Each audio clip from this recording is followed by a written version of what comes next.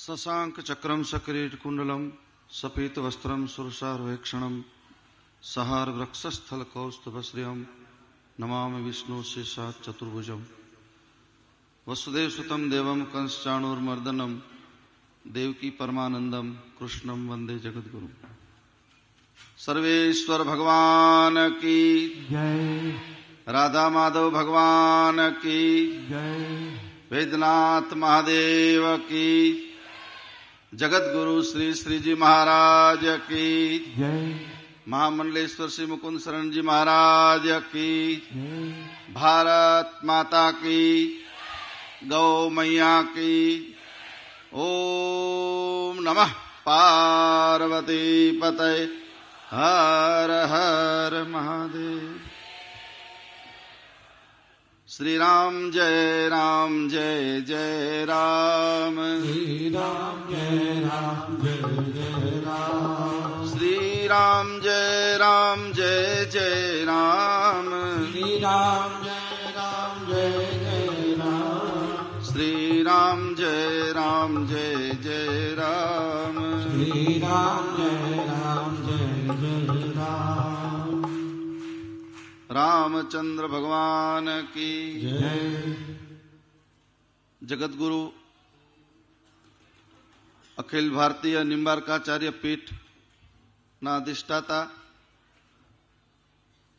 आखो देश आखी दुनियाना समग्र वैष्णव कुलभूषण आखा भारत में निंबार्क संप्रदाय एक एवी प्रवाही परंपरा है कि एमां मात्र एक ज जगतगुरु है, बीजा कोई है ज नहीं। अने ऐसे जगतगुरु के सानिध्य में हम और आप सब 7 दिन तक भागवत रस वर्षण का लाभ लिया है। अने आ बधुज गुजराती में वधारे कहीश, मारे खाली 2 मिनिट बोलवू छे। अमारा निंबार्क संप्रदायनो आधार स्तंभ गणाय एवा पूज्य मुकुंद शरणजी बापुए गुजरात में जे रीते निंबार्क संप्रदायनो प्रचार प्रसार कर्यो छे एमने वारंवार वंदन करूं छुं। आज आपणो आखो देश अने आखी दुनिया प्रजासत्ताक दिन उजवी रह्युं छे। अहींया पण अमे त्रिरंगाना दर्शन करीने महाराजश्रीनी साथे ज्यारे आवता हता त्यारे मारे आप सौने एटली ज विनंती करवी छे के वल्लभीपुर धाम आपणी अनादिक अने वैदिक परंपराना આપણે બધાય વાહક છીએ। સર્વેશ્વર ભગવાનના જેને જેને દર્શન કર્યા હશે એના 71 પેઢીના પાપ બળીને ભસ્મ થઈ ગયા એવું હું બહુ ભાવપૂર્વક અને શ્રદ્ધા સાથે કહું છું। બાકી મંચ ઉપર બેઠેલા બધા સાધુ સંતો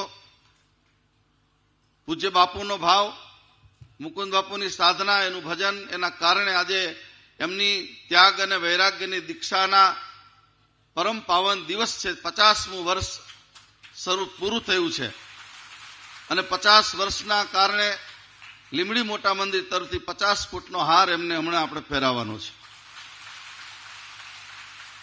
આપણા બધાનું હૃદય, આપણા બધાના હૃદય सम्राट हमारे लिए तो स्वयं निंबार्क भगवान ही है। सुदर्शन चक्रावतार पूज्य महाराज श्री व्यासासन पर विराजमान है।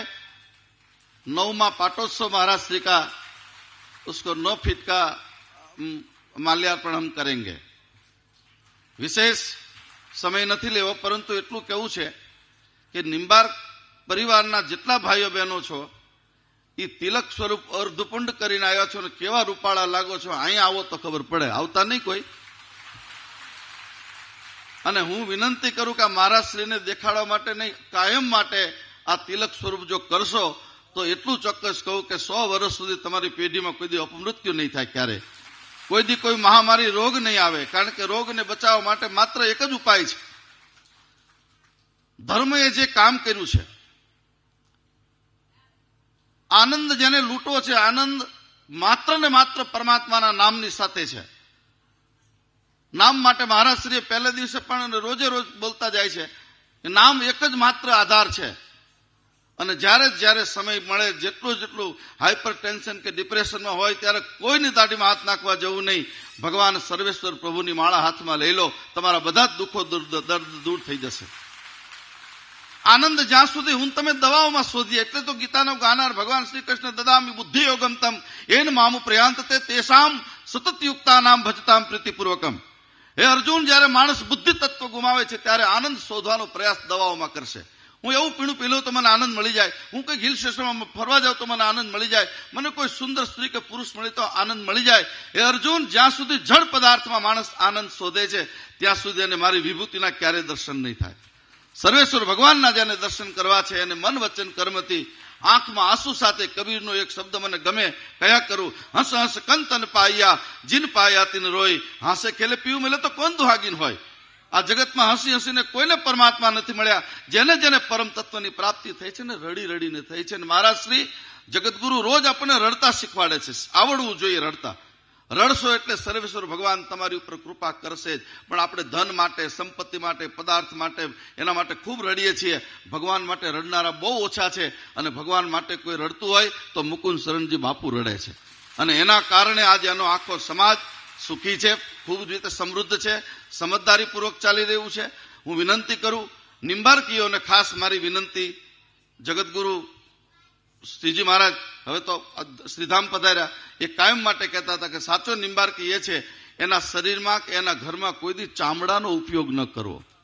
ચામડાનો ઉપયોગ એટલે ગૌ હત્યાને પ્રોત્સાહન આપવા જેવું છે.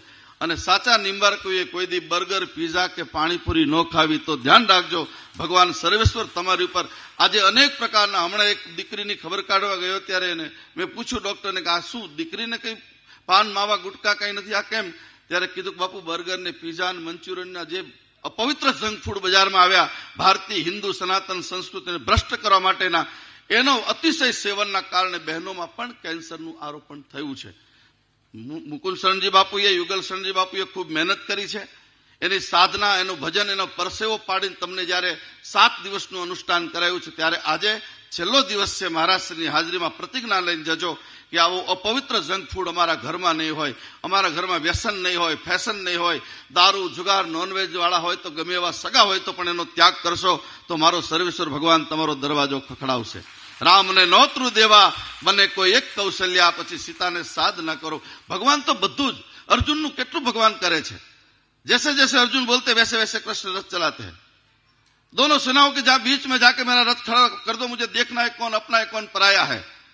अर्जुन जैसे बोलते वैसे भगवान श्री कृष्ण रथ चल. दोनों सेनाओं के बीच में जाके जब रथ खड़ा कर दिया तब अर्जुन ढीला हो गया. मैं युद्ध करने वाला नहीं हूं, क्योंकि एक हस्तिनापुर तो क्या, लेकिन पूरे विश्व का राज्य मुझे मिल जाए मैं युद्ध नहीं करूंगा. आखिर क्यों? मोह उत्पन्न हुआ. उसमें मेरे भाई है, भतीजे, चाचा, गुरु, गुरुपुत्र है, मैं युद्ध नहीं. भगवान श्री कृष्ण ने 18 दिन की कथा कही. राम कथा 9 दिन की, भागवत कथा 7 दिन की, महाभारत की 18 दिन की. ज्ञान योग, भक्ति योग, કર્મયોગ. છેલ્લે અર્જુન બોલ્યો છે નષ્ટો મોહા સ્મૃતિ લબ્ધાહા, હવે મારો મોહ નાશ પામ્યો છે. પછી ગાંડીવ હાથમાં લીધું. એમ મહારાજ શ્રી આપણને બધાને મોહ, મમતા, કામ, ક્રોધના ષડરીપુ છે એમાંથી બચાવવા માટે આપણા માટે એમને સમય કાઢ્યો છે. નાદુરસ્ત હોવા છતાંય 7 દિવસ જેમ જેમ આપણે કીધું એમ પધરામણી પણ કરી અને આટલી મોટી કૃપા વરસાદ વરસાયો છે. ત્યારે આપણે આવા ખોટા થોડાક જંક ફૂડ, થોડીક એવી આદતો એને સુધારશું તો મને લાગે છે બહુ આનંદ આવશે. વિશેષ સમય નહીં લેતા. મોટા મંદિર હોય કે વલ્લભીપુર વૈજનાથ ધામ હોય, એક સિક્કાની બંને બાજુ છે. અમે તો સંપ્રદાયમાં પણ ભેદમાં નથી માનતા. બધા સ્થળ દર્શન, બધા જ અંતે બધાનું કામ એક જ છે. વલ્લભીપુર કે એની આસપાસમાં વહેતી નાની નાની નદીઓ ગમે એટલી હોય, ભાદર હોય કે ગમે તે હોય, એને ગંતવ્ય સ્થાન પૂછો ત્યારે સમુદ્ર એને મળવાનું કહે છે. એમ બધા જ સંપ્રદાય એટલે સારા વિચારોનું સંગઠન. સંપ્રદાય એટલે ભગવાનની આપણને આસ્થા સાથે આપણને ડૂબકી મરાવે. અને છેલ્લે સનાતન એ મહાસાગર છે. એ મહાસાગરમાં આપણે બધા સાથે મળી સંગચ્છધ્વમ સંવદધ્વમ, જે વેદનું વાક્ય છે, બધા સાથે મળીએ, સાથે ચાલીએ અને મહારાજશ્રીને આપણે પ્રાર્થના કરીએ. ગઈકાલે મેં રાત્રે પ્રાર્થના કરી છે. આપને પણ કહું કે મહારાજશ્રી 12 મહિનામાં 1-2 વાર અમને ગુજરાતમાં સમય આટલો આપો એટલે 4 ચાંદ લાગી જાય. ત્યારે હું ઘનશ્યામભાઈ ડોક્ટરને સવારે વાત કરી, એ પણ કહેતા હતા કે નહીં, સમય તો આપણે મહારાજશ્રીનો, અને આપે ખૂબ ઉપકાર કર્યો છે વલ્લભીપુરની જનતા ઉપર, ગુજરાતની જનતા ઉપર. આપના ચરણમાં કોટી કોટી દંડવત પ્રણામ સાથે બધાને જય શ્રી ગોપાલ.